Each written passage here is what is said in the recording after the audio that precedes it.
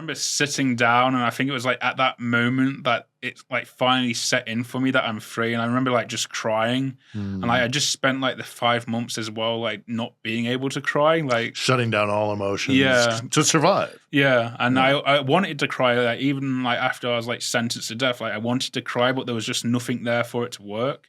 Now all of a sudden, like we're free, and I was like in shock for like probably a month still Yeah. after it.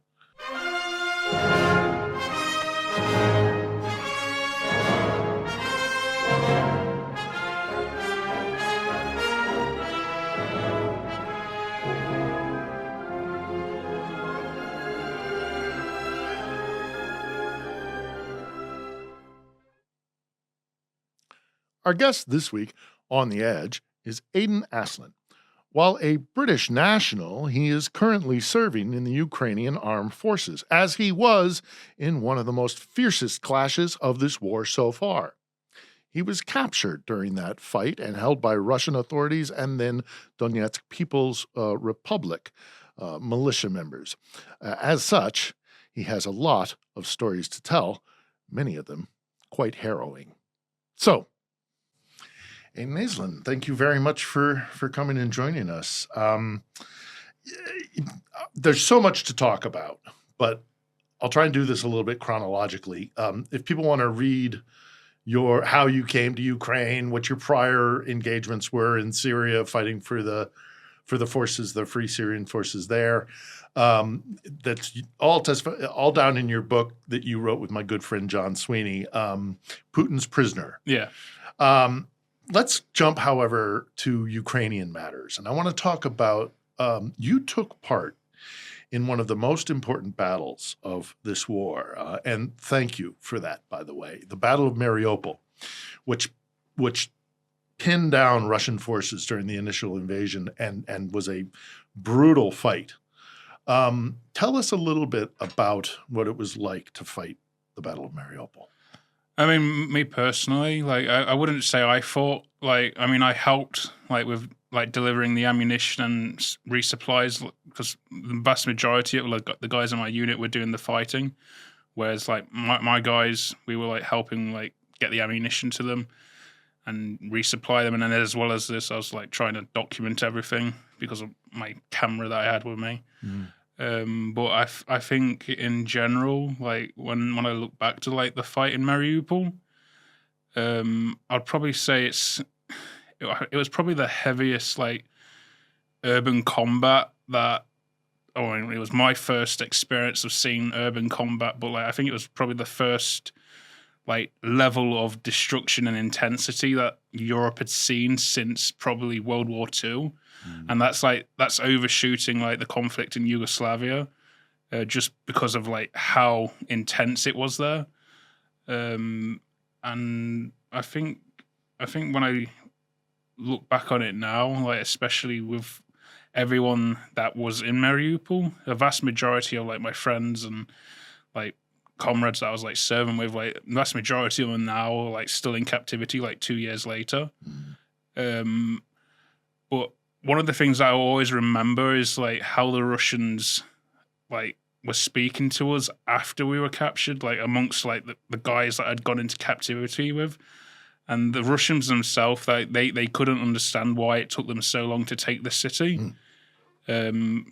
Which to me like just shows like the level of like determination by the Ukrainians to like keep pushing through like the hard times. Well, yeah, I mean, famously, there was Azov Steel, there was the infamous helicopter resupply missions that Ukrainians took at insane risk to themselves, heroic missions to resupply things. Before we move on to your time in captivity, I want to ask two quick questions about Mariupol. The first one being, famously, they did things like blew up the theater there. Yeah.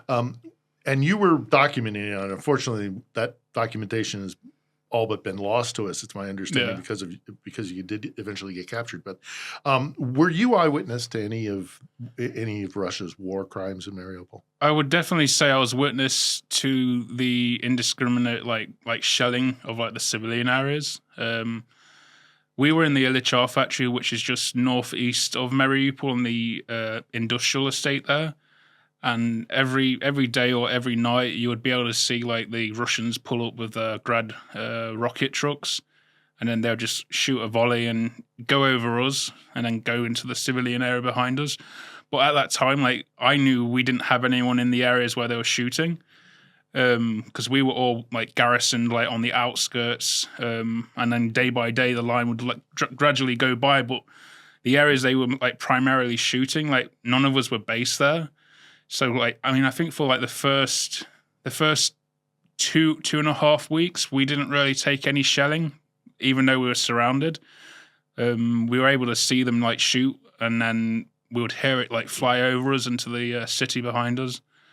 And just indiscriminately attacking civilian sectors of the city. It wasn't until like the last week when they started like directly targeting us.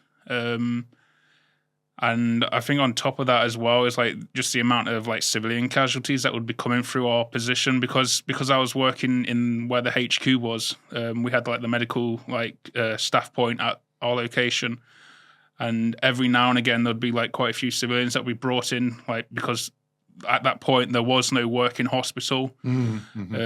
Pretty much like the whole system for like care, like duty of care for civilians and stuff from the government had collapsed because of the situation with the encirclement. So the civilians were pretty much on their own for the most part without any support from like outside organizations. The military would try to help them if they could help them, but we also have to remember like we were also without supplies like resupply. So we witnessed quite a lot of like civilians that would be brought in and then moved to the next location to try and get treated. Yeah, because I mean, obviously, also famously, the city did become encircled. So any civilians or combatants at a certain point were basically stuck in the city. I think as well, it was also around this point. Probably I think it was 2 weeks into the encirclement, which is when they started like using like the heavier like airstrikes, and then they started using the cluster bombs on the city. And they've got like a very distinct sound, so you know when they're cluster bombs. But again, it wasn't on our steelworks; it was just in the city, which didn't really make much like military like sense to me because all the military like located in the industrial like areas compared to the civilian area that was just behind us where not many people would be located other than civilians. Yeah, and so the city gets encircled. You guys run out of the means to stay and survive and fight. And so you decide to surrender. And famously, you put out on social media a video saying, okay, we're going to surrender. If you're watching this, it means that we've surrendered.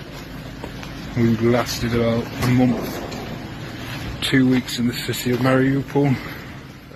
And you got that out through using a Starlink or something? Yeah, so luckily, I'm not sure how quickly they got the Starlink there, but when the invasion started, like Starlinks became pretty abundant, like all of a sudden. Right. And luckily, we had Starlink sent to us just before we were encircled, so we had like that connection to the outside world. Because by the 6th of March, that's when the mobile network went down, so we had no outside connection other than the Starlink. And by the time that we were preparing to surrender, we still had that Starlink that was our like outside connection to like families and whatnot.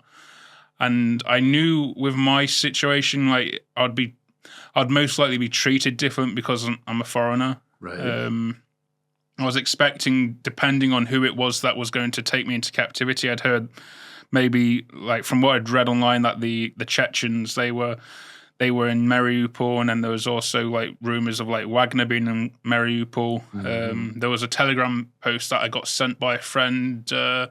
It was like a Wagner affiliated channel that was like they put me like on like a post about being wanted. Mm-hmm. So like I didn't really have much hope for like being like kept alive like by the people that like apprehend me. Right. So I knew that I have to like get a message out just to let people know like what's Right. about to happen. Yeah, I'm surrendering. I'm laying down my Yeah. arms, and I'm going to, so that if you were found, or if your body, your corpse, to be frank, was found, it would be obvious that, you know. Yeah, and I think the other thing. thing as well, because we were given like three options at the time by our commanders, and the three options were you could either walk out and try and escape on foot to like Ukrainian lines, which were like 140 kilometers away at the time. But at the time, I mean, that was I wanted to do that originally. Well, there are stories of soldiers that did do that. And It took them like 3 months to do it. There was, but they were able to. There was one group, but that's risky. That's there was one group risky. from my bunker that asked if I wanted to go. Naively, I said no because I believed it was impossible. But they ended up eventually like getting back to Ukrainian lines after like 12 days, like just walking nonstop.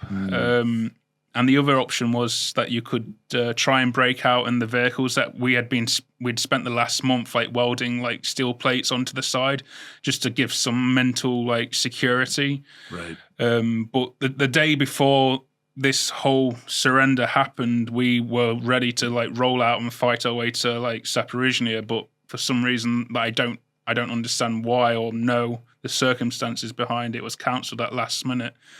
And then it was like the next day after when the Russians just like found the locations where all the vehicles stocked with all the weapons and like ammunition and supplies, and they just destroyed everything.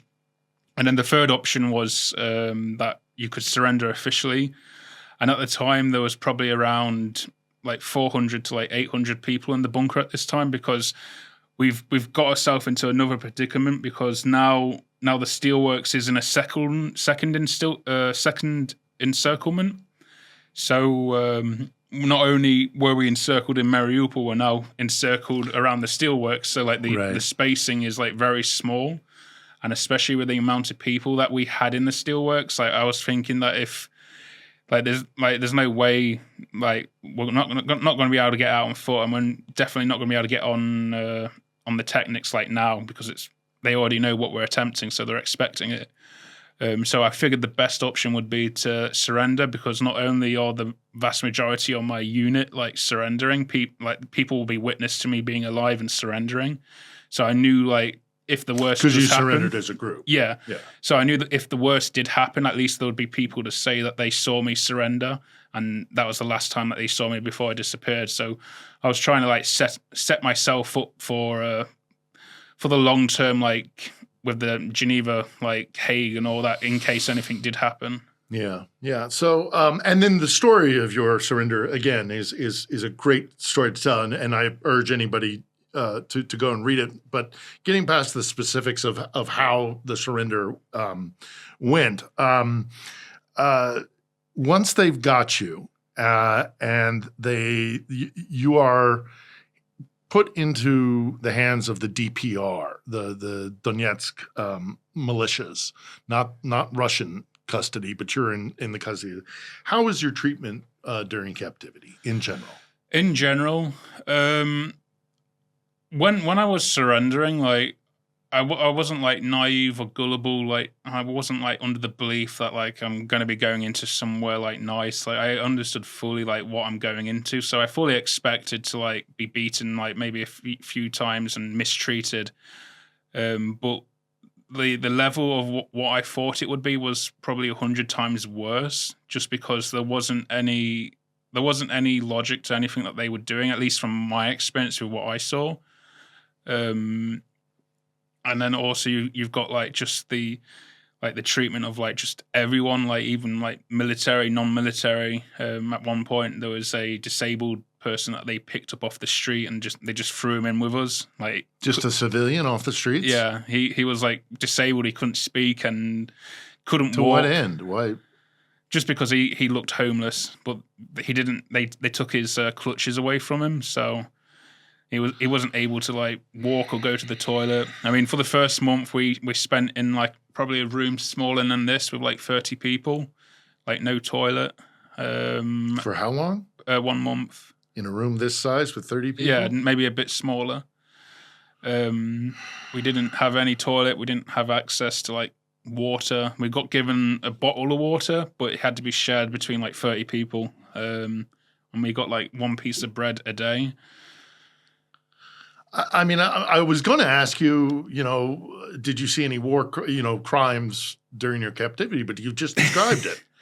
I mean, so here's the thing. I lived in Russia, and I covered court cases, and I've been to Russian prisons. When you are in custody of the Russians, it's a very different atmosphere than prisons in the West, which I've also been to. You really are at the whim of some real sadists. Yeah.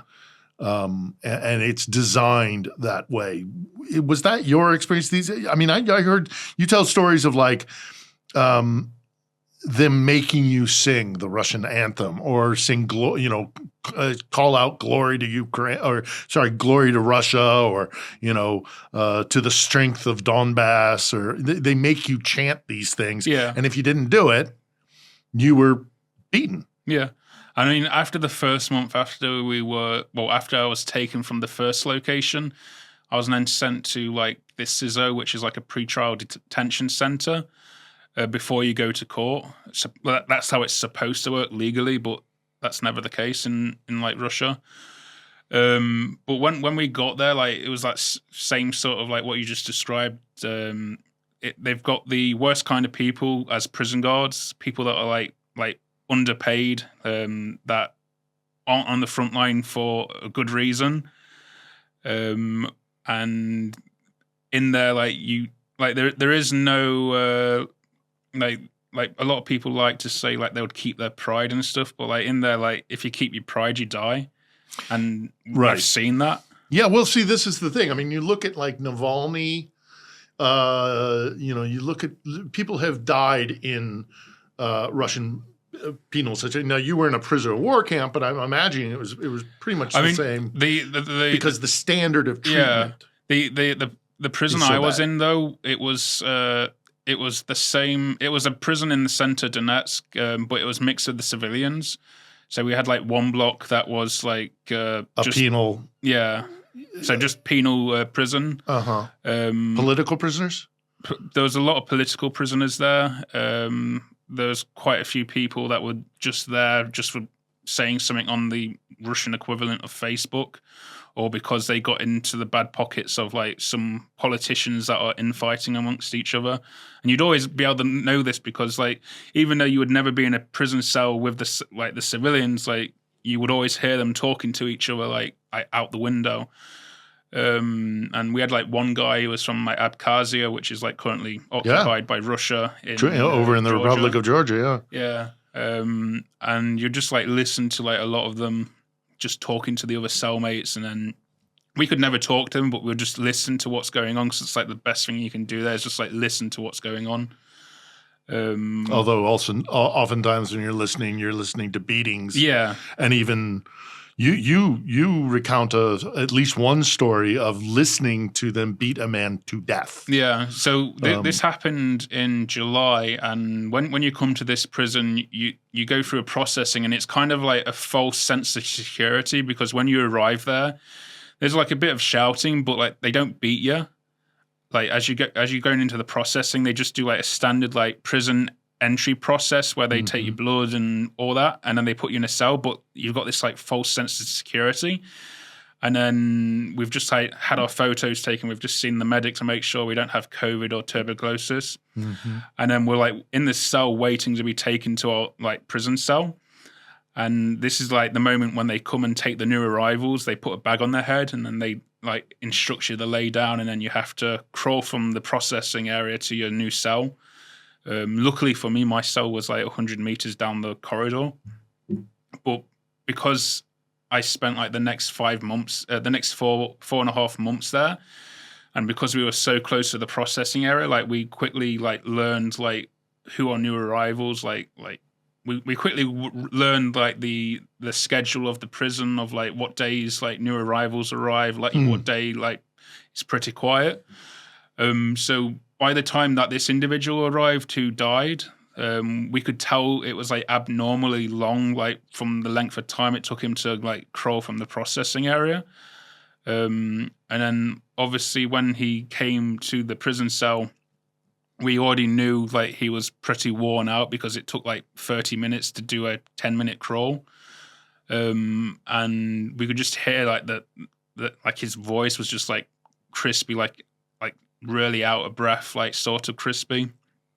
And then that's when the guard who had brought him started telling him the rules. And then after he like finished saying that, he said like, "Do you understand?" And the guy didn't respond. So I presume he'd either like just passed out. And that's when the guy just like said, "Are you asleep?" and started beating him with the police baton. So like at that moment, like we already knew like he's most likely dead because like you're not gonna survive that if. And death was not an uncommon occurrence in that prison. From the other prisoners I was with, like there was another death on another wing in the same prison, and then there was another death which was caused It was caused because of a medical condition, but it was because of them that person died because there was no duty of care for like the medical side of like keeping this person alive that needed that medicine. You're not supposed to be a burden. Yeah. And if you're a burden and they ignore it and you die, oh well, is kind of the attitude that I've witnessed from Russia's penal system or Russia, you know. And we had like, especially like when you mentioned about sadistic guards, like I'd say the vast majority of the guards I met there were sadistic. There's maybe one or two guards that just couldn't get a job anywhere else and just doing that job, whether I don't think they enjoyed doing the job, but like they left us alone. But like I would say the vast majority of the guards that we had like encountering like from a day-to-day basis, there were probably a lot of like sadists there. And who would just beat you for no reason. Yeah. Because they could. Because we had one guard, I nicknamed him with the guys in my cell, like we just called him 3-4 because every time he would come on shift, he would shout 3-4 and which is 3-4. Yeah, and it's like I can't remember what the word is in English, but like it's like the way of like starting something. A countdown or a count off. Yeah. So it's like a count off, and then once he does that, everyone in the cell block has to sing the Russian anthem. So even, and of course for you, you know, obviously being a prisoner of the Russians or the, you know, Russian proxies, that's bad enough. But for a Ukrainian POW, I mean, were Ukrainian POWs treated worse, better, or about the same? I was going to say, like, I was expecting them to be treated like, I thought there'd be some sort of like difference in like how we're treated, but from what I saw, I'd say there was definitely like they don't care. Like it's like worse for everyone in some regards. It's just, it doesn't matter. It's just another prisoner I can beat. The only people I would say specifically that do get it worse are like people that were like serving in artillery units, or if they were like reconnaissance or intelligence. Anyhow, you were legitimately a member of the Ukrainian military. You were not a mercenary, but they go into this in great depth, and they put you in a court case and ultimately sentence you to death. Yeah. In a sham court. And what I found interesting, and it lies up with this whole idea of you're at the whim of powers that are beyond your, you know, you can't resist sort of thing. You were asked, how do you plead? And you said, I'm not a mercenary. I plead not guilty. And your lawyers, quote unquote lawyers, get really angry and frustrated with you. Why is it? Because you said you weren't guilty. And in a Russian system, you're never supposed to say you're not guilty. You're supposed to bow to the authority of the court. What was lay that out for me a little bit when your lawyers came and said, why did you say that? So like when we got to that point, because before when the prosecutors were like telling me that they brought in Russia Today to film me like being read these charges, and again it was the same there. Like I pleaded like partially guilty because they kept trying to. It was like with that instance they said that I killed civilians, and the first time that I read it out on camera, like I said I plead not guilty, And then they stopped and they said, like, you can't say that. Like, you have to say guilty. And I was like, but I didn't kill civilians. And I was able to manage it, like, thankfully, without being beaten. I was like, what if I plead, like, partially guilty? And they accepted it that time. But, like, when it came to the court case, I knew at that point, because everything that I was thinking about logically with, like, it's funny to, like, try and talk about logic in the Russian Federation because there is no logic. But I was like trying to look at it from There's power in the lack of power. There's no logic. I was trying to look at it from a logical point of view, like internationally. And I was like, okay, like this is most likely going to be propaganda. They want to raise our value, and if they do sentence us to death, and then they've got to carry it out, otherwise they'll look weak. So that's the way I was looking at it. And then when it got to, I think we pleaded not guilty on the second day. I think it was. And me, Sean, and Ibrahim, like we were talking amongst each other. This is like, and these are your fellow. Yeah, soldiers, these are the Sean internationals. He was international in my unit as well. And we figured that like if we can get rid of the mercenary charge, then this whole case falls apart. So we decided to plead guilty to terrorist weapons training from when we went to boot camp, and then attempting to oversee the Donetsk Constitution, which is funny in itself. Because we knew if we pleaded not guilty to the mercenary case, like we've got a leg to stand on, like in any normal country. Yeah. And we pleaded guilty to the first two, and then we pleaded not guilty to the first one, and that's why, as you said, that's when our lawyers and the courtroom like got frustrated, and we called our lawyers like to call for a recess to like speak to him. Well, not our lawyers, but our fake advocates. Yeah. And well, it's all a sham. Yeah, it's all performative. I mean, we already knew it was not going to be in our favor anyway. Yeah. But like we called him over, and he was like, why did you say that? Like, and I was like, we're not mercenaries. Like under the Geneva Convention and international law, like we're like protected. And it was like international law doesn't exist here. And as soon as he said that, that's like when we realized like, okay, like we're gonna have to play ball with this. Dang. That's nuts. So obviously now you have a death sentence hanging over your head. That's a form of mental torture in my mind. And they're also continuing to beat you, and they're playing mind games with you and messing with your head. But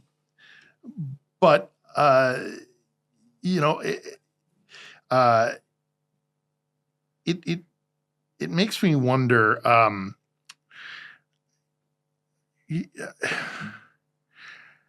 how do you make it through that? I think a lot of it, like after the death sentence, like my mental state like took a really bad turn. Like I was like very bad. At one point, like in September, like just before we were exchanged, like I'd found a razor in our cell. I was like contemplating just killing myself, because at that point, especially since like the first week in captivity, like even though like people were seeing me alive and stuff, like the Russians were using me for propaganda like pretty much every day, like from the very first week. Which, like, by the way, is not, it's a crime as well. And like from the very first week, that would be taken out like 3 or 4 times a week, just told to like watch a video and then make a response. And like every time I do this, like you know, if you don't say something, then you're going to be that guy that's screaming down the hallway, getting his like head kicked in. Yeah. Or the guy that like stabbed me, like that's like stood in the room like next to me. He's going to pay a visit to me again. Right. So there's always because you were stabbed. Yeah. Yeah. So there was always like at every point there's always intimidation, and like again like it's not intimidation to get you into doing something. It's intimidation just because you're Ukrainian. So like it's like, or you're a prisoner. Yeah, it's like that sadistic power, like hunger again. Yeah. And I knew at that point, like by September, it'd been 4 months and I'd been doing the same process. The only 2 times that they didn't come and like film me was the week after I was sentenced to death. And I knew at that point, I said like they're doing this for like the dramatic, like making it making people think that I've been executed. And then the second time they did it was when they blew up Elenovki, POW camp. And we heard about that on the propaganda radio that we had in the cell. And I figured that maybe they're trying to portray that I was killed there. So that's why there's been no contact with like the governments or anything whatsoever. Yeah.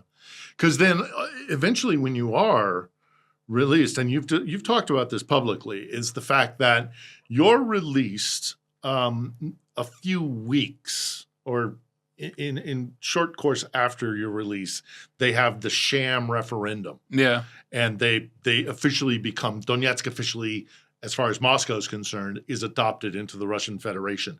So instead of the Donetsk People's Republic holding you and being able to do whatever they want with you because they're not accountable to any international body, you have stated that maybe it might be because they were about to be absorbed into the Russian Federation, which might be, is more likely to be held responsible to international courts, although that's disputable as well, obviously.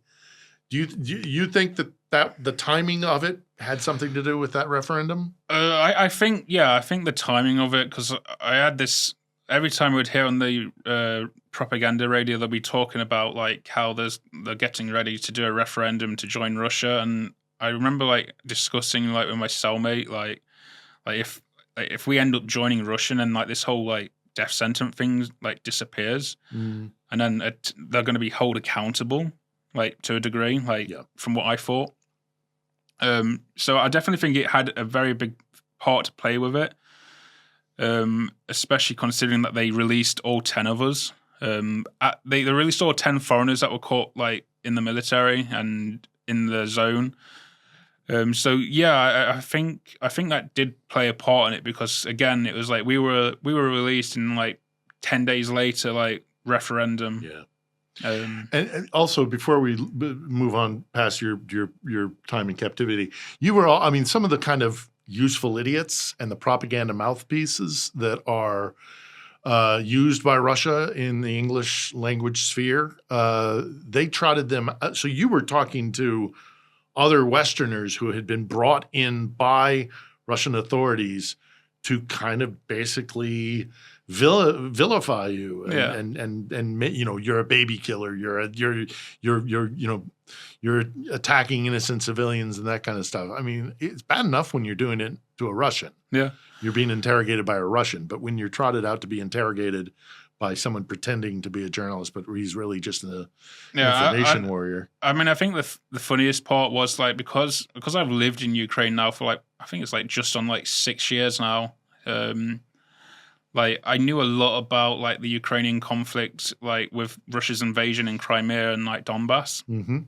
So I had already done a lot of research into like both sides, and I knew like who was who, and I knew who this Graham Phillips was. And I remember when I was taken out of the cell and taken to the room, I didn't know what I was being taken for. I presumed it was going to be more propaganda, because the day before they had a Russian propagandist come, and I just remember sat on my chair, and all I can hear is like a sudden like British accent speaking like really heavy accented like Russian with the British accent. And as soon as I heard that, I knew straight away who it was, and I was like the last person I would want to meet is like that individual.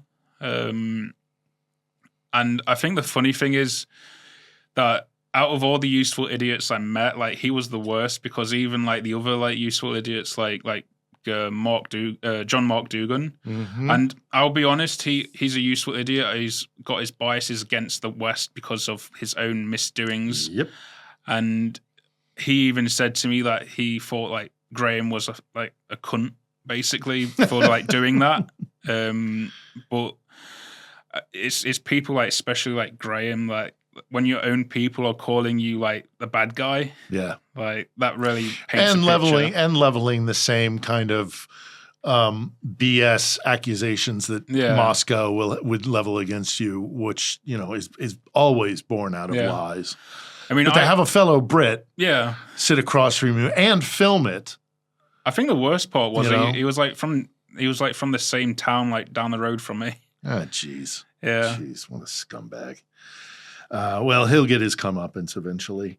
So anyhow, okay, so you are exchanged for, there's 250 Ukrainians and 10 internationals exchange. If I got that right, Yeah. 250 exchanged for 50 Russians, but a high-profile Russian, Putin's buddy, the Ukrainian trader Medvedchuk. And that's a fascinating story, and it's a great read in your book. But what is your initial, because you didn't know, as these things often are, until it actually happens, you never, So the hood comes off, you're free. What's that initial emotion? I'd probably say, like, for the vast majority of, like, once we arrived at the airport, the hood came off. Like, we knew something was, we knew, like, we're about to be exchanged. This is the airport in Platov, in Rostov. In Rostov, in Russia. Because initially we thought we were being taken to a prison that's deeper into Russia. So we were expecting to be beaten again at some point, as you do. Go through that whole process again. again. But when we got there, like, we realized we could hear, like, the sounds of an airport. And then we were like... Is that when it twigged? Sort of, but, like, it was more of a deeper feel, like, what if they're taking us, like, deep into the Far East? I mean, Russia is enormous. You could be flown off the Vladivostok for all you know, or Sakhalin or something. So we weren't 100% sure, and it wasn't until... Because by that point, the treatment... So, like, some point in the night, we had stopped somewhere, I think either in Rostov, and we were at some FSB base, and, like, during this whole journey, they put us in these stress positions. They taped our hands, and we were, like, with our arms in front of the other guy. So we were like, we couldn't move. But at the same time, we had our eyes, like, duct taped as well. But during the journey, like, the duct tape on my eyes managed to, like, come up. So if I lifted my head up, I could see, like, out. And at some point, they changed the escorts who were, like escorting us. So initially, it was, like, some ragtag from, like, the proxy DPR. And then the next moment, we've got, like, the Russian military police. And these guys, they didn't say a word. They just completely silent and didn't try to intimidate us or anything. They were just there to watch. And when we were at this FSB place, there was this Russian guy that was just generally curious about foreigners because, like a kid, they've never seen a foreigner before. So they're just, like, asking us, like, where we're from and all that. And then... just as we're readying to go, he says, like, oh, good luck, and I think you will like Russian surprise. And, like, we started, like, trying to work out what does he mean by Russian surprise. So, like, eventually we get to the airport, the hood comes off, the tape comes off, and my eyes are, like, readjusting to the light, and I just see this, like, balaclavaed, like, Russian military police guy, like, in front of me. And this is day or night? This is daytime in the terminal where you do your passport entry stuff. And I can see, like, some guys in, like, the white silk robes. And I'm not 100% sure what's going on, but I've got a feeling maybe this is an exchange. And it was once we were sat down, like, the temperament was, like, calm. They just told us to sit down. The Arab guys didn't introduce themselves yet. Mm-hmm. And then one came out with, like, bottles. And I remember, like, looking at the bottle, because at first I thought maybe they're from Qatar. And I remember, like, looking at the bottle and saw it was, like, bottled in, like, Saudi Arabia. And I was just, like, trying to work out, like, why is Saudi Arabia, like are we being sold or something? And then eventually we realized we're waiting for someone because we overhear them, like, they're waiting for confirmation of the recipient on the Ukrainian side that's being sent. So we wait, like, a few hours, and then I start getting paranoid because it's, like, been 4 hours now that we've been waiting here, and I'm, like, getting scared that, like, maybe something's happened or going to be sent back. Or was it some sort of performative thing? Yeah, I still wasn't 100% sure this was, like, actually happening, and I think a lot of the other guys didn't believe it either. Yeah. And eventually they get the go-ahead, we're, like, led onto the plane. And as we go onto the plane, like, we sit down, the doors closed, and the Saudi Arabian representative, like, they told us, like, don't worry, like, you're safe now. Like we're taking you to Riyadh. Like, as soon as we clear Russian airspace, like, you'll be safe. And it didn't set in for me until we landed, because, like, on the plane, like they were treating us like first class. Like probably they were treating us like kings pretty much because it was the king's like plane. But like they had like full board, like full kitchen like menu on board. Like you could order what you wanted. The only thing they didn't, which 24 hours prior to that, we were like smoking cigarettes because like the Saudi like security team, like they guys in black suits, like the Men in Black, like they had cigarettes, and we were like asking like, can we smoke? And we were like, yeah, and we like you can do anything you want. Yeah, this like is the king's plane. They were just like letting us do what we want, pretty much. Like, and it wasn't until we landed and then we got processed in with the visa with the Saudis. I remember because I was the first one to be finished with the visas, I was taken to the room where our government representatives were waiting for us. Mm-hmm. I think it was alongside the Saudi foreign minister as well. And I remember sitting down, and I think it was like at that moment that it like finally set in for me that I'm free. And I remember like just crying, and like I just spent like the 5 months as well, like not being able to cry, like shutting down all emotions, to survive. Yeah, and I wanted to cry, like even like after I was like sentenced to death, like I wanted to cry, but there was just nothing there for it to work. And especially after Mariupol, like we hadn't even like processed like what happened in Mariupol, and like in this other high stress environment, and now all of a sudden like we're free, and I was like in shock for like probably a month still after it. Well, I mean, no doubt you still live with it. Yeah, I mean, this is something that, look, when you go through a trauma, I've covered wars for over 25 years. I've seen a lot of trauma. There's some trauma that you never, you don't get over it. You live with it. You learn to live with the trauma, but it never leaves you. What has been the repercussion for you? Any physical repercussions? Because obviously the high stress positions and all the bad living conditions, but then also any kind of mental issues that you're still dealing with. I'd definitely say like I've took a very heavy like mental burden.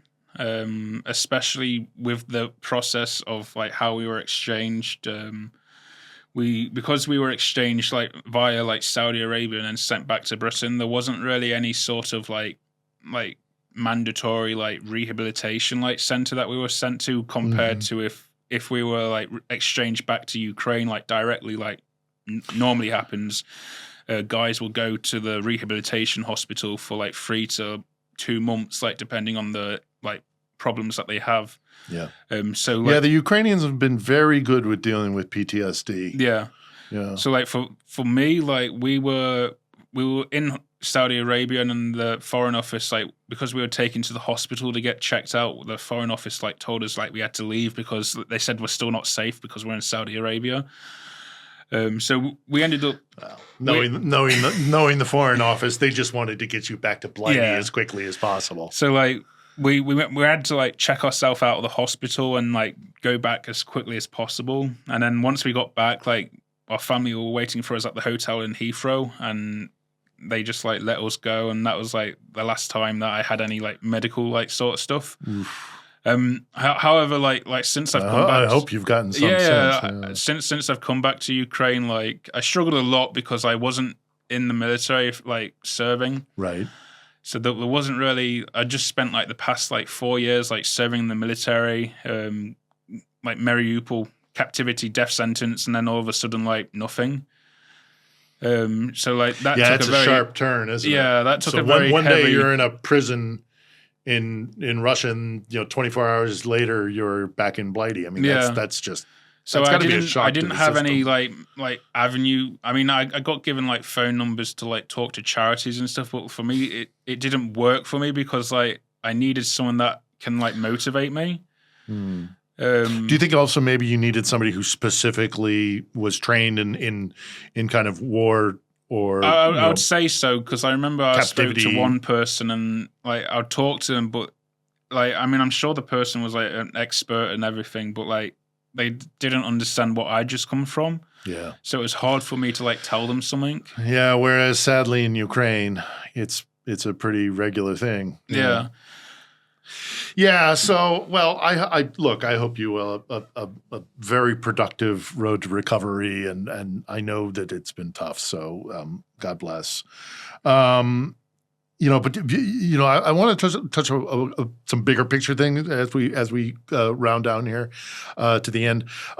Firstly, I mean, you see exchanges happening nowadays, and what strikes me as interesting or strikes me as notable is you see Russian POWs who are being returned to Russia and then at the same time exchanged for Ukrainian, and it's the disparity between the POWs as they're, the guys who have been held here in Ukraine, Russian POWs in Ukraine, they're, they don't look great. They've been prisoners, but they're healthy. The guys coming back from Russian captivity are just skin and bones. There's obvious, physical ailments and torture and wounds and things like that.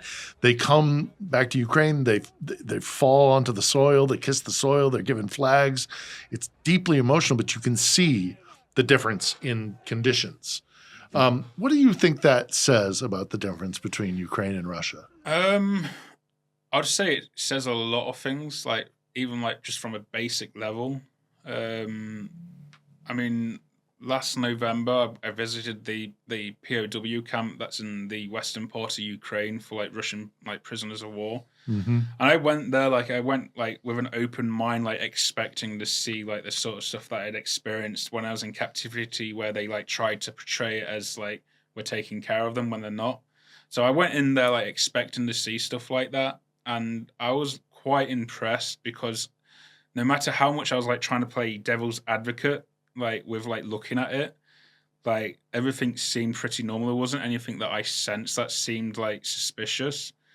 I was able to like speak to like the prisoners freely, like in the rooms that were just like, there was one guy that was like the library master, like keeping like the library tidy and stuff. And I managed to speak to him because the guards weren't in there at the time. Because I felt like I didn't want to like try and like speak to someone and just like hear someone that like is saying it because of like, the guards there. Yeah, there's a guard right behind me with a with a baton. So I was like or trying to ask them like just neutral questions that he wouldn't like feel like scared about answering, and like I was just asking him like how did you end up here, and like trying to like drive him into like a false sense of security, like initially with like giving me like asking him about like his family and then also like how build a rapport. Yeah, like building the rapport, and then I asked him like how do you find it here, like and he said like be honest, like I'd rather stay here till the end of the war.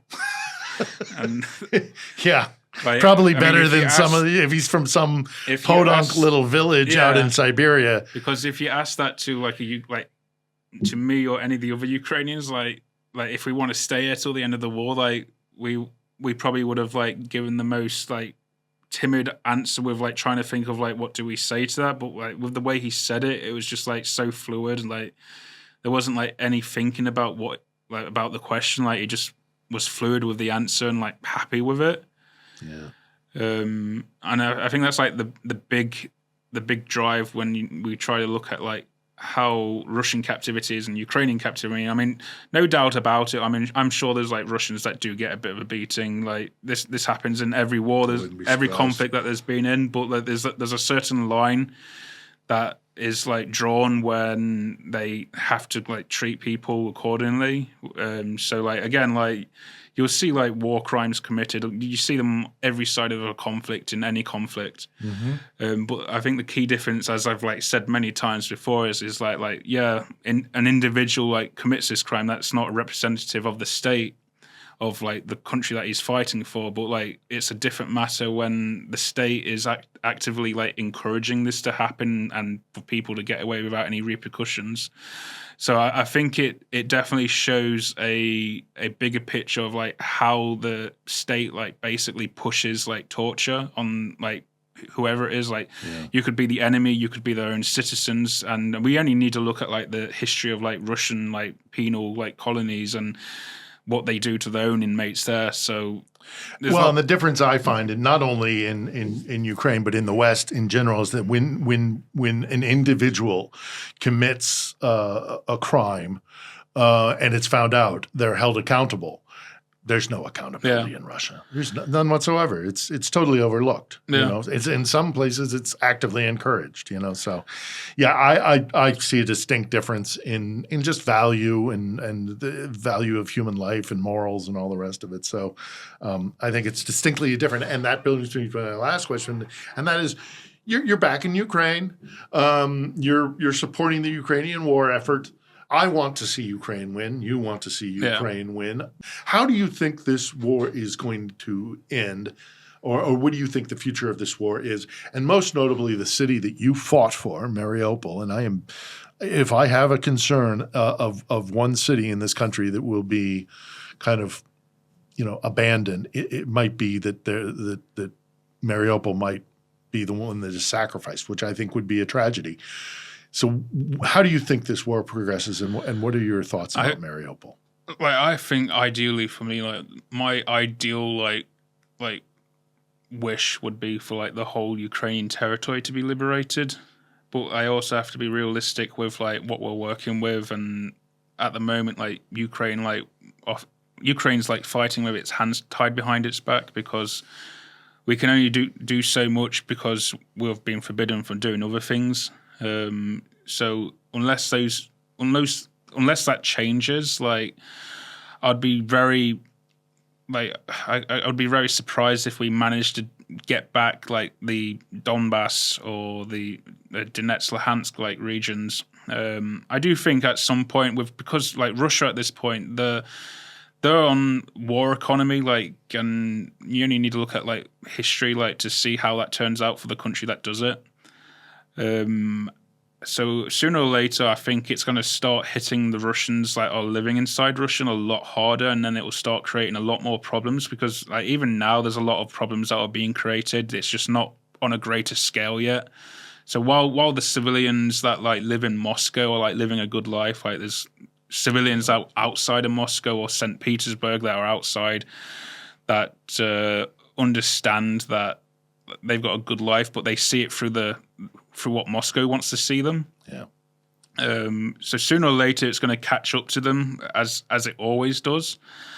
And I think if we keep continuing with the level of support we've got, we will manage to eventually be able to force Russia into some sort of settlement, because Russia, they can't continue with what they're doing at the pace. I mean, as other commentators have said, at the pace they're going now, they're going to take Luhansk and Donbass region in total within the next 4 years.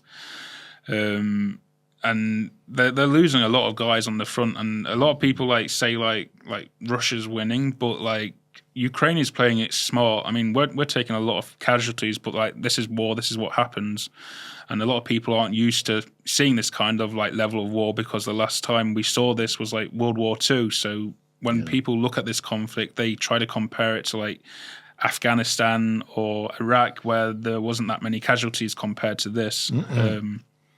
So I think at some point, maybe I give it another 2 years possibly, until Russia's going to be forced into going into a commitment to going into a deal that gives Ukraine the territory that it's taken from them. And I think worst case scenario is that we will end up losing Donbass region, from the territories they've taken. Yeah.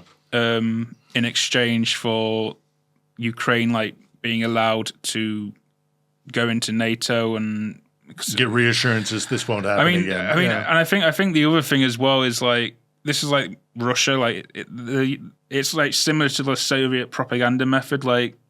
To people, it might not sound like a victory, but for Russia, they can just turn it into a victory in some way or another, because whatever their propaganda says, they can make it look like a victory. Yeah, I agree with you on a couple of points there. There's a couple of things that I would add, and that even if they do absorb the 4 obelisks that they want to absorb, so much of it has been damaged that they're going to have to rebuild, that it's going to be a massive drain on an already crippled economy. And secondly, I think that if they leave this war with a Ukraine that includes Odessa, that can constantly threaten the Black Sea, that they no longer have dominion over the Black Sea, that's a humiliation I don't think Putin can sustain. So we shall see. Just to finish up here, about Mariupol, you fought for that city. Do you have any hope that it'll be recovered? I'd like to see it one day, under the Ukrainian flag again.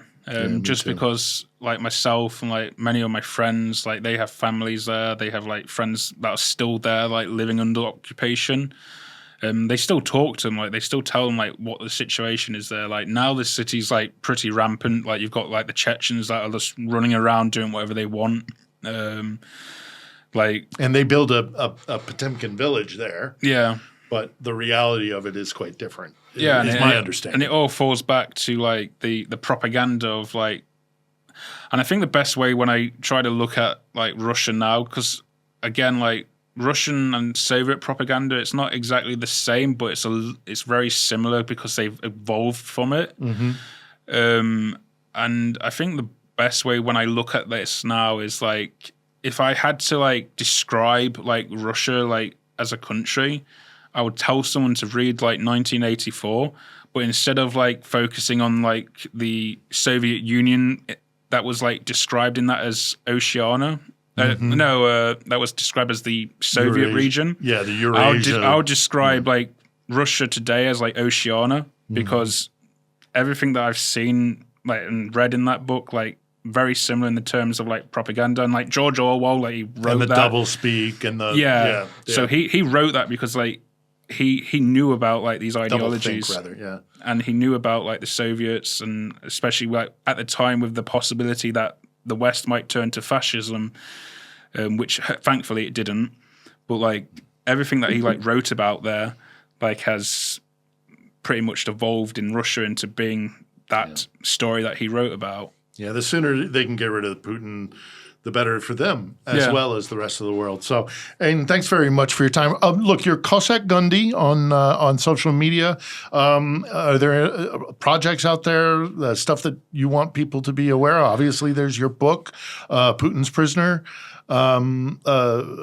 Is there anything else you want to draw attention to? So like I've got my social medias, like I'm on Twitter or X as it's known. And I'm also working with the Victory Team, which is an NGO that's like working to like gather like supplies and the needs of what the guys on the front line need.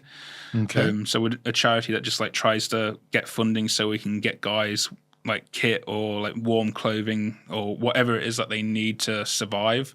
We'll try to get it. So we do have a social media account for that, like Victory Team on Twitter and also Instagram.